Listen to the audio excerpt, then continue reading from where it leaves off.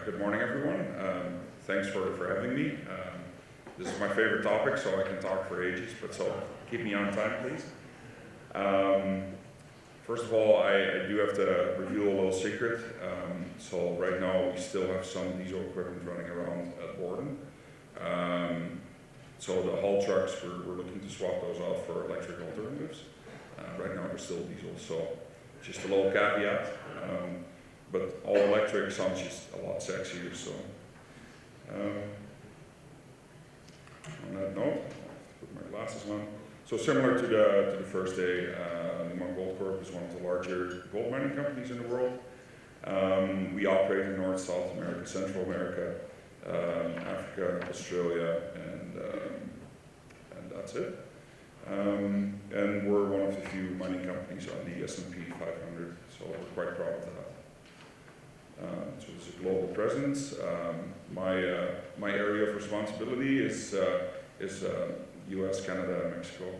And you can see the map. So let's get to it. So our Borden site is in close to beautiful Chapleau. It's approximately 2 hours west of Timmins, and that's where the project site is. We ship our ore, or we truck our ore from Borden to the mill where it's processed. So we were able to keep the footprint of the site relatively, or really try to make it as small as possible. And so the overarching vision for the project, when we're going through the study phase, is to, of course, make it safe, simple to operate, which is a bit of a paradox. So it doesn't mean simple in technology, quite the opposite actually. And then we have to be green, inclusive, and then invisible and silent, because we're really close to a lake where you can do some really awesome fishing. There's some people with cottages on the lake that don't want to, in any sense, notice or mind whether it's light pollution, noise, vibrations. So that was a really key driver in a lot of processes or decisions within the project. We had some pretty exciting milestones earlier this year. So we inaugurated the mine at the end of September. We had Minister Rickford come up and open it for us together with some senior people within the company.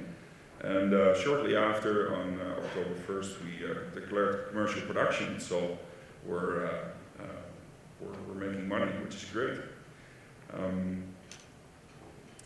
So what is Borden in a nutshell? Well, we believe that it's safer because if you use electric equipment, because by and large we are electric, it's quieter, and you don't have the risk of diesel spills. You could even argue that there's less or fewer sources of ignition because you don't have hot exhaust that can spark anything. Certainly more environmentally friendly, and you got the carbon emissions, also particulate that's more local to flora and fauna, and of course the risk of environmental spills of hydrocarbons goes down if you don't have as much hydrocarbons, such as diesel or used engine oil. As you can see on the picture, that's the lake in the background that I referenced, and the people fishing on that lake certainly didn't want to hear any loud diesel noises or anything else for that matter. And so, in order to go electric, in order to move the infrastructure as far away from the lake as possible, because of land boundary issues, going electric actually allowed to do that just that, because with lower emissions we were actually in compliance with the quality criteria at the property boundary. So had we gone with an all-diesel fleet, then we would have to move the port closer to the lake, which is then less acceptable to our immediate neighbors. Then, of course, innovative. I believe we're one of the first few places that is purpose designed for electric equipment, and soon we'll get there. On top of that, we have a sophisticated ventilation on demand system, which not only turns the fans on at the right time when people and equipment are there, but they also turn them on at the right volume of air. As was mentioned by Ron this morning, it's a cubic relationship between power and airflow. So the more air you save, the more power you save, and that goes up exponentially. We also went with 1,000 volt underground distribution. Sort of on a secondary side, I guess. I'm not an electrical engineer, but basically what you plug in is 1,000 volts. And that really allowed us to space out the substations, for example. I believe we were the first in North America to do that. We just kind of looked at what Scandinavia and Australia were doing, so that worked out. We also made our ramp quite a bit steeper at 17% instead of the regular 15, so that cut out a couple of meters in our development. Again, it goes back to the capital cost. And then our jumbos are massive. We have 6-meter slides on the jumbos, and so we also pull close to 6-meter rounds when we need to, and that just sped up production quite a bit. And when you put all the advantages that I'll get to in a minute, when you put them all together, it's also more economic to go electric. But what Andrew mentioned and some of the other panelists, it's not as straightforward. There's not one magic bullet. There's no one easy solution or formula that you can apply. You just need to do your homework and add all of your benefits up and zoom out and think outside the box of what the other benefits are. And you do that through an open mindset, but also through collaboration with people from different perspectives. And that includes our First Nation partners who were involved in the design. So it was a collaboration instead of consultation, I'm proud to say. So there were some key challenges too, and I tried to put some points together that resonated with me from a study perspective. So there's some design uncertainties. I mean, the design criteria for ventilation are really quite straightforward in Ontario for diesel equipment.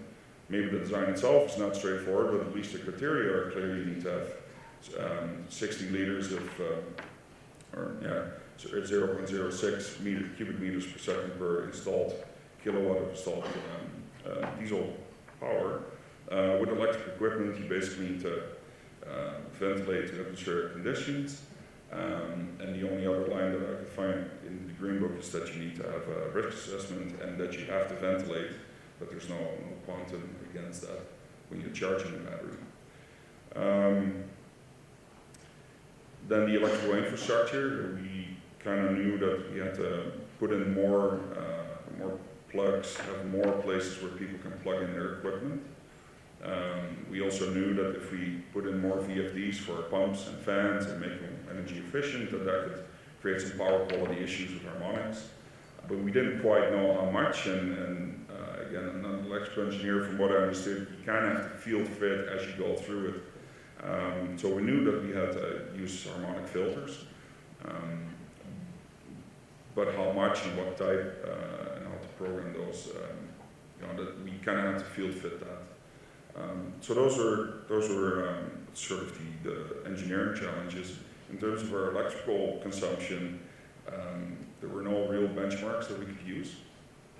And so we did it from the ground up, and as I'll show you in a slide a little later, we're actually a bit too conservative and already quite aggressive electricity budget.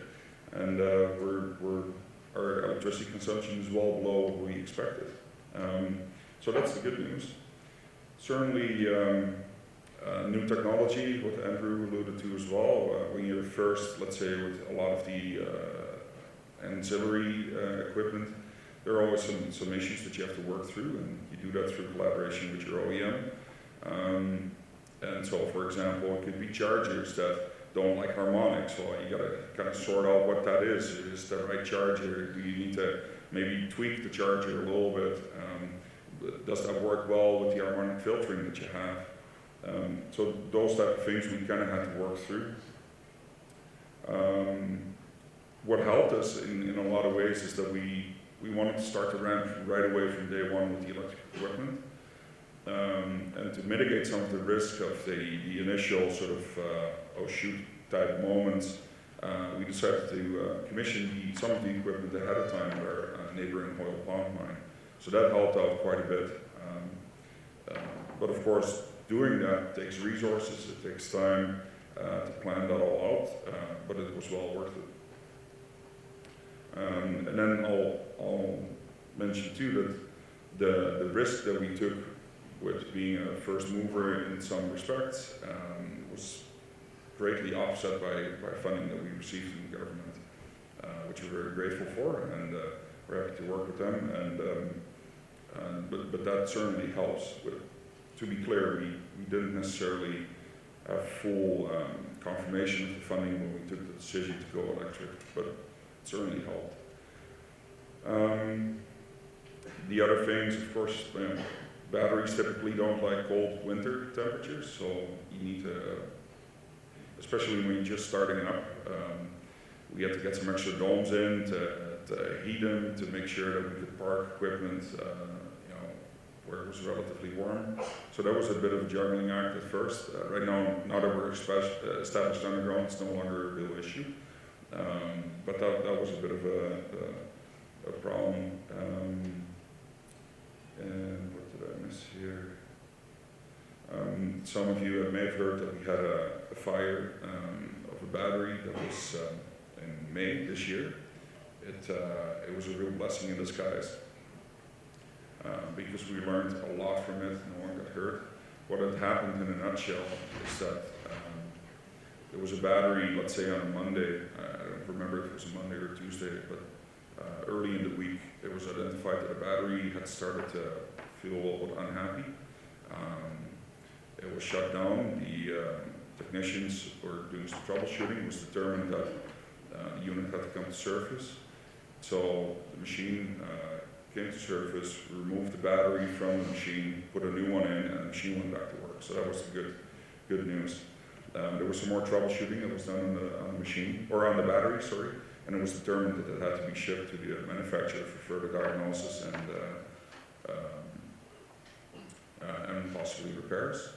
And when it was loaded into a van to basically be shipped to the OEM, the battery started arcing and it caught fire and it burned down.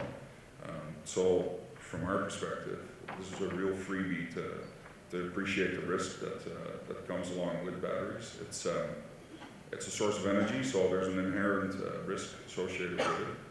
And it really allowed us to firm up our controls. So like I said, it was a real blessing in disguise.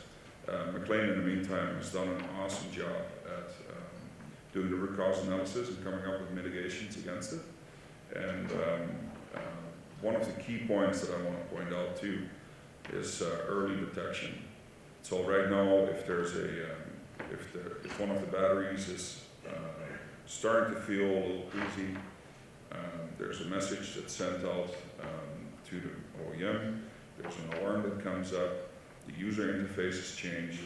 The levels, basically, it's voltage imbalances that's continuously monitored along with temperatures, etc. That early detection is incredibly important, so you can act right away and deal with the situation. And there's a whole flow chart now that we kind of had before, but it's really formalized now. But like I said, early detection, having someone to keep an eye on all the batteries and having automated alarms and basically flagging if there's an issue is incredibly important, in my view, and is one of the key risk mitigations. So that might be something to consider when you're looking at battery electric equipment. And then the panel already touched on the shortage of technicians. There are many reasons we decided to lease the batteries from the OEMs, but that was one of them. We have a hard enough time getting qualified people on site. To maintain our own batteries was just not something that we felt we wanted to take on. So we worked with the OEMs to come to an agreement. So that helps, but certainly the shortage of skilled labor is still an issue. But that would be true whether you have an electric or a diesel fleet, I might add. We also have problems at some of our other sites that operate more diesel equipment to get skilled labor. So I tried to summarize some of the key business case considerations, and this is kind of coming from the perspective of Warden, and the reason I put a circle around the top right-hand corner is that for us, one of the key considerations that drove a lot of decisions was the license to operate. So working in collaboration with people that have property on the lake, or our First Nation communities who were very keen to see more green technology. That was a really large benefit or decision, I would say, decision influence we made. I'm not sure that I necessarily need to read out all of the advantages, and I mean, battery electric equipment is more expensive, or at least for the time being, or maybe we just need to talk to our OEMs again, but you know, a lot of those additional capital, what goes back to what I said earlier, you need to really do your homework and go through the entire business case, zoomed out, and also talking with other people. Ventilation equipment, like your fans can be smaller, your heaters can be smaller, your fuel distribution for your heaters can be smaller. In turn, your ventilation raises, you can either eliminate or reduce in size or somehow rationalize to a lower cost solution. Your drift sizes can be smaller if your duct sizing is smaller, you know. And the snowball effect, you really should take into consideration. Just looking at the cost of a machine, one versus the other, or if you want to get more fancy with fuel or without fuel, that doesn't really cut it. Having said that, it might be easier in a greenfield project than it is in a brownfield, but that's what it is. The other part that made a big difference for Borden is the electrical supply to site. The existing distribution system in Chapleau can handle an electric mine, and it would be really questionable if it could handle a diesel mine because of the additional power that you need. So once you start looking at, well, maybe now I need a transmission station and a transmission line, which is complicated because the land package isn't very accommodating. Those are really big costs that you can avoid possibly but it's really situation dependent. You could possibly avoid if you go electric. The other really big thing that I think we haven't really highlighted yet is diesel particulate matter. It's a known and recognized carcinogen. There is, according to the Conference of Industrial Hygienists, there is no safe level for DPM, and so you can work on DPM through filters that might have other complications. The other way to go about it, or another way to go about it, is to just eliminate diesel altogether. And I think that's going to be an issue that will be more and more important as an industry, whether it's through sort of in internal commitments to drive down DPM, or if it's through legislation. Again, Ontario's limits are significantly higher than other jurisdictions in the world, so I think at some point that's coming, so be aware of that. And then, like I said, the other thing that my boss wanted to point out too is that our company reputation, we could work on, it's a treasure chest of good news stories, right? So we try to share a lot of it, including with our regulators. So working up the company reputation, there's some value to that too, but you know, it's hard to put a price tag on.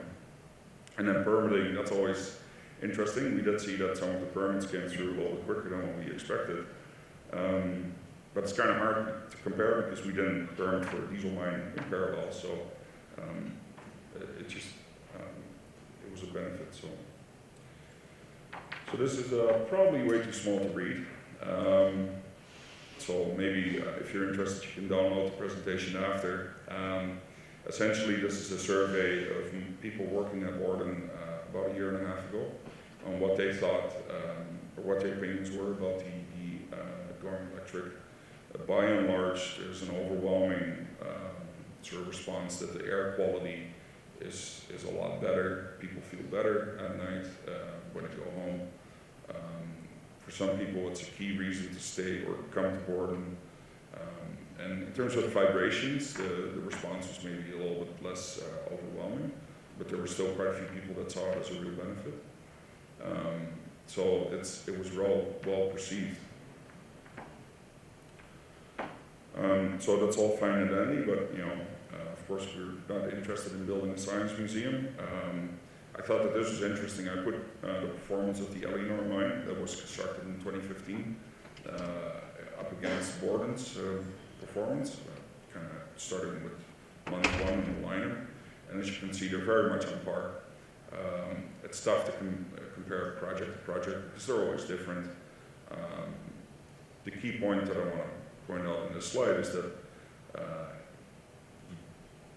you production doesn't have to suffer because you go electric, and maybe in a lot of ways you can say it's quite the opposite. So even though we introduced so many firsts in the world of pieces of equipment, we still, were on par with a project that we saw as very successful. So this is a slide that I just put together. I think there's more work that we can do to split out where exactly the energy went in actuality versus expectation. So the blue line is what we expected at the end of pre-feasibility. And the other color line, slightly colored line, so anyways, the darker one at the bottom is what we actually saw in our hydro invoices, and as you can see, it's significantly lower by about 40%, and it's a combination between our ventilation unmanned system, maybe our electric equipment doesn't need as much power as we originally thought. We also did some cool things like eliminating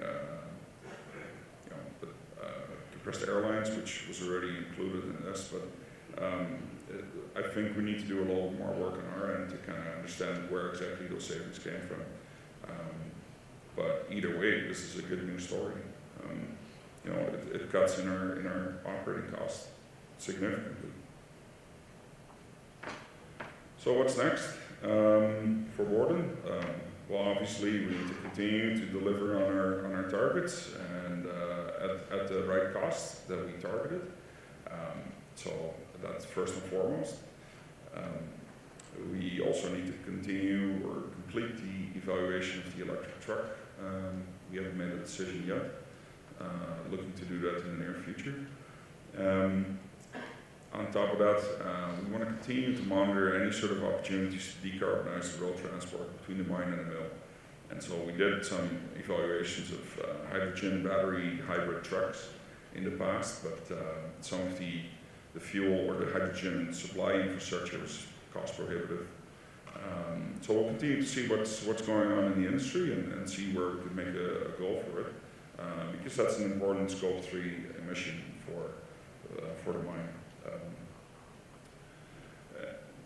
Equally important, our geologists need to continue to be successful, and I think there's a lot of opportunity. I got to be careful, and I might be slapped over the head by a lawyer, but I'm quite optimistic about the potential of Portland itself, and also for repeat deposits in the rather large land package that we have. It's about 1,000 square kilometers that's virtually untouched before by exploration. So typically the best chance of finding a mine is next to another mine, right? So hopefully there's more to the story. Fingers crossed. And last but not least, we also need to, now that we're in commercial production, we're in the process of doing the closeout reporting, starting to compile the lessons learned, because certainly we didn't get here through, without a headache. I think it's a very successful project. I'm looking forward to see what others in the industry are doing as well, and looking forward to see what else we can do with Maarten or elsewhere in the organization. So I'm probably way out of time now. Just a little bit. Okay. Thank you for your attention. And yeah.